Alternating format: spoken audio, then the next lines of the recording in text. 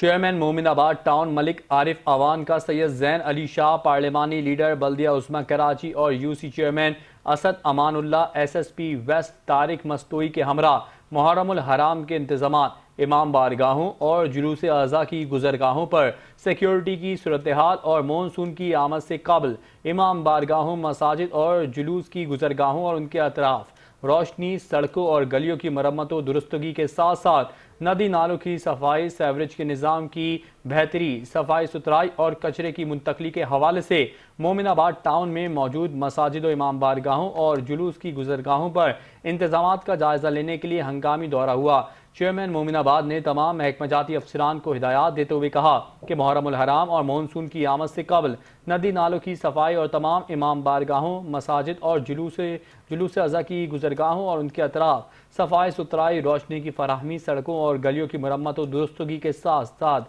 کچرے کی منتقلی کو یقینی بنانے اور فراہمی و نکاسی آب کی صورتحال میں بہتری لانے کے لیے ہنگامی بنیادوں پر کاموں کو مکمل کیا جائے۔ اس موقع پر چیئرمین مومن آباد ٹاؤن ملک عارف اعوان نے کہا کہ محرم الحرام کے دوران اور دوران برسات مومن آباد ٹاؤن میں رہائش پذیر عوام عزاداران کو بہترین بلدیاتی سہولیات کی فراہمی کے حوالے سے جامع اور مربوط پلان مرتب کر لیا گیا ہے۔ اس موقع پر سید زین علی شاہ نے بریفنگ دیتے ہوئے بتایا کہ ٹاؤن انتظامیہ کو فنڈز کی کمی کا سامنا ہے۔ اس باوجود محرم الحرام اور مونسون کی آمد سے قبل ہی ٹاؤن انتظامیہ نے اقدامات شروع کر دیے ہیں، جس کے تحت ہنگامی بنیادوں پر ندی نالوں کی صفائی کے ساتھ ساتھ تمام امام بارگاہوں، مساجد اور جلوس کی گزرگاہوں اور ان کے اطراف صفائی ستھرائی، روشنی کی فراہمی، سڑکوں اور گلیوں کی مرمت و درستگی کے کاموں کو برق رفتاری کے ساتھ ہنگامی بنیادوں پر مکمل کیا جا رہا ہے۔ اس موقع پر ایس ایس پی ویسٹ نے گفتگو کرتے ہوئے کہا کہ محرم الحرام کے دوران امام بارگاہوں اور جلوس کی گزرگاہوں پر سیکیورٹی کے فل پروف انتظامات کو یقینی بنایا جائے گا۔